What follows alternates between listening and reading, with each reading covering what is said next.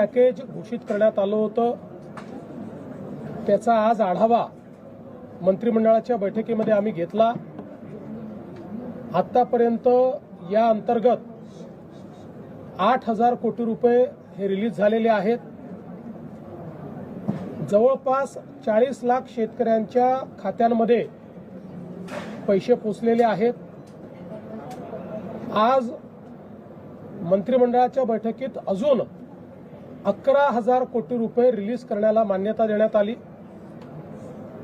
कारण हे बजेटमधले पैसे नसल्यामुळे याला विशेष बाब म्हणून मान्यता देण्यात आली। आता हेही पैसे पुढच्या 15 दिवसांमध्ये शेतकऱ्यांच्या खात्यापर्यंत पोहोचवण्याचे आदेश आम्ही दिलेले आहेत। आत्ता जो काही निधी गेलेला आहे हा वेगवेगळ्या जिल्ह्यांमध्ये वेगवेगळ्या पद्धतीने गेलेला आहे। काही ठिकाणी तो पार्शल गेलेला आहे। याचं कारण आम्ही एक निर्णय घेतला होता की जशा याद्या येतील तशी मान्यता द्यायची, सगळ्या याद्यांकरता थांबायचं नाही।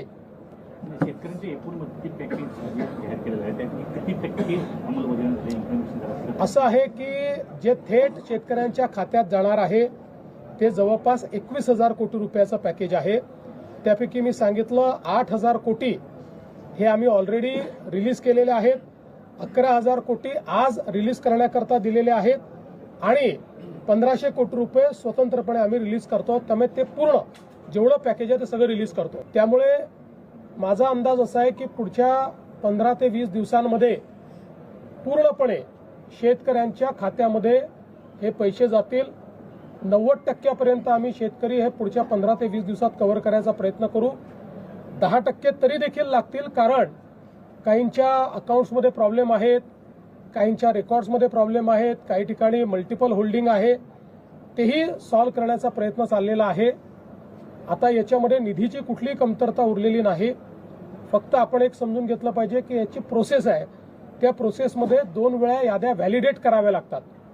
कारण जसं कोणी पात्र सुटू नये तसंच कोणी अपात्र किंवा जो एलिजिबल नाही त्याच्या खात्यामध्ये पैसे जाऊ नये याकरता याच्यात मोठ्या प्रमाणात आपल्याला त्याचं रिव्हॅलिडेशन करावं लागतं। एक सुदैवाने ॲग्रीस्टॅकचा डेटा असल्यामुळे ॲग्रीस्टॅकचे जे अकाउंट होल्डर आहेत या कोणाचंही आम्ही ई-केवायसी करत नाहीये। अन्यथा ई-केवायसीलाच 1 महिना लागला असता। फक्त एखाद्या केसमध्ये जिथे ॲग्रीस्टॅकमध्ये नाव नाही आणि एलिजिबिलिटी आहे त्यांचंच केवळ ई-केवायसी आपण करतोय। त्यांनाही आपण पहिले मदत देऊ, त्याच्यानंतर मग ई-केवायसी करू, असाही निर्णय आपण केलेला आहे। त्यामुळे पुन्हा एकदा सांगतो की जवळपास आपण त्या ठिकाणी जी थेट मदत आहे त्यापैकी 8,000 कोटी रिलीज केली आहे। 11,000 कोटी आज रिलीज आपण करतो आहोत आणि आता ती आपल्या शेतकऱ्यांच्या खात्यामध्ये जायला सुरुवात झालेली आहे। एकूण पॅकेज घाई करू नका, अजून थांबतो तर कळून जात नाही। दुसरं असं आहे की आता मोठ्या प्रमाणात शेतमालाच्या खरेदीचा विषय आलेला आहे। याही संदर्भात आम्ही सगळीकडे आता रजिस्ट्रेशन सुरू करतो आहोत। रजिस्ट्रेशनचं कारण आपल्याला माहिती आहे, आपण ही पद्धत याकरता सुरू केली की पूर्वी जर रजिस्ट्रेशन केलं नाही तर व्यापारीच शेतकऱ्याचा माल विकत घेऊन कमी पैशाने विकत घ्यायचे आणि सरकारला जास्त पैशाने विकायचे, आणि म्हणून आता आपण शेतकऱ्यांचं रजिस्ट्रेशन घेतो आणि मग त्यांचा माल रजिस्ट्रेशन नंतर खरेदी करतो। तशा प्रकारचं रजिस्ट्रेशन आपण सुरू केलेलं आहे। शेतकऱ्यांना माझी विनंती आहे की शेतकऱ्यांनी रजिस्ट्रेशन करावं। व्यापारी जर हमी भावाप्रमाणे तुमचा माल खरेदी करत असेल तर जरूर व्यापाराला विका, पण हमी भावापेक्षा कमी भाव जर व्यापारी देत असतील आपल्या खात्यामध्ये हमी भावाप्रमाणे आपल्याला पैसे मिळतील, तर या संदर्भातली सुरुवात देखील संपूर्ण राज्यामध्ये आपण केलेली आहे। यासोबत आज सोलापूर, तुळजापूर, धाराशिव ही जी आपली रेल्वे मार्ग आहे याच्या सुधारित आराखड्याला मान्यता देण्यात आलेली आहे। जवळपास 3,295 कोटीच्या आराखड्याला मान्यता दिली आहे।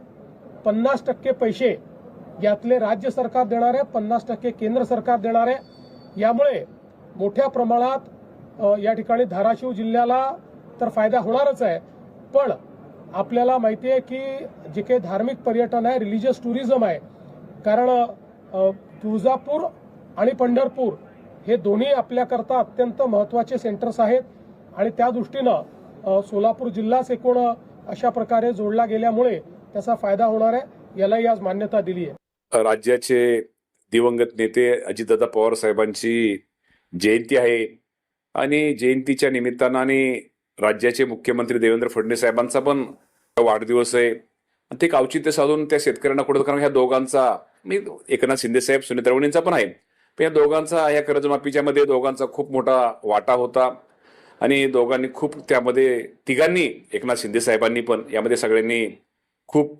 त्यामध्ये स्वतः त्यामध्ये लक्ष दिलं होतं आणि त्याप्रमाणे शेतकऱ्यांची कर्जमाफी ही आपल्याला माहिती दिली जाणार आहे.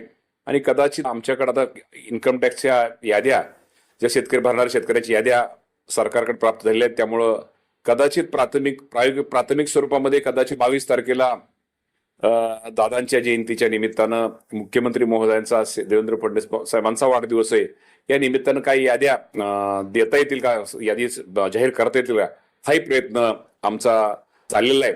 पण मी आपल्या माध्यमातून सगळ्यांना सांगतो, शेतकऱ्यांना सांगतो की 30 जुलैपूर्वी ही शेतकऱ्यांना कर्जमाफीची रक्कम ही शेतकऱ्यांच्या बँक खात्यामध्ये, कर्ज खात्यामध्ये वर्ग केली जाईल. तुम्ही केंद्र शासनाच्या डेटा संदर्भात बोलत होतात की आयकर संदर्भातला डेटा आम्ही मागवलेला आहे. असे किती शेतकरी आहेत जे यातून बाद होऊ शकतात? आणि आता ह्यातनं बाद होण्यापेक्षा आज आपल्याकडे यादी समोर, आता यादी आपल्याकडे 1-2 दिवसापूर्वी काल परवा प्राप्त झालेली आहे. ते आता संपूर्ण यादी पाहून असं मी डेटा म्हणण्यापेक्षा आता आपल्याला जे आपल्याला ज्याची गरज होती, आता आपली गरज भागलेली आहे, त्या बाबतीमध्ये डिटेल आपल्याला पुढे भविष्यामध्ये आपल्याला 4-2 दिवसामध्ये आपल्याला समजेलच. परंतु आता ती यादी आपल्याकडे आलेली आहे, त्यामुळे आता कुठलीही आपली अडचण राहिलेली नाहीये.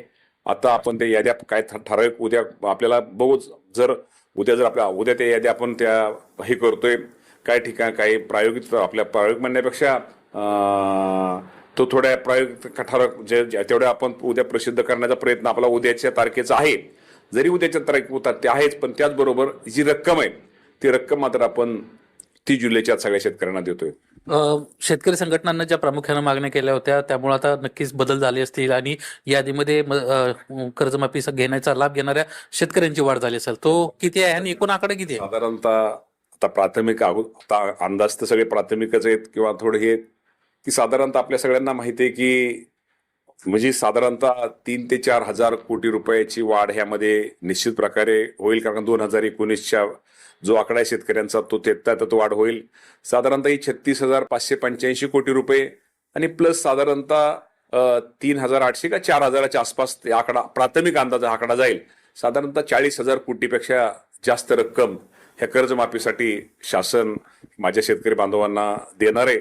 आणि शेतकऱ्यांची संख्या मात्र 56 लाखाच्या आसपासच संख्या शेतकऱ्यांची थोडीफार पुढे राहील आणि शेतकरी संख्येमध्ये जास्त बदल होत नाही, पण रक्कम मात्र कर्जमाफीची रक्कम वाढते.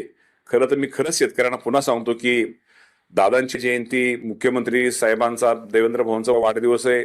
खरंच खूप मोठा निर्णय ह्या शेतकऱ्यांसाठी आपल्या घेतलेला आहे. कारण काही आता कुठली समोर आपल्या निवडणूक नाहीये, निवडणूक नसताना सुद्धा आणि सरकारची आर्थिक परिस्थितीची अडचण असताना सुद्धा माझ्या शेतकऱ्यांच्या हितासाठी, अडचणीत आलेल्या शेतकऱ्याला मदत करण्यासाठी हा जो निर्णय जो महायुती सरकारने घेतलेला आहे, निश्चित प्रकारे राज्याचा कृषी मंत्री म्हणून म्हणण्यापेक्षा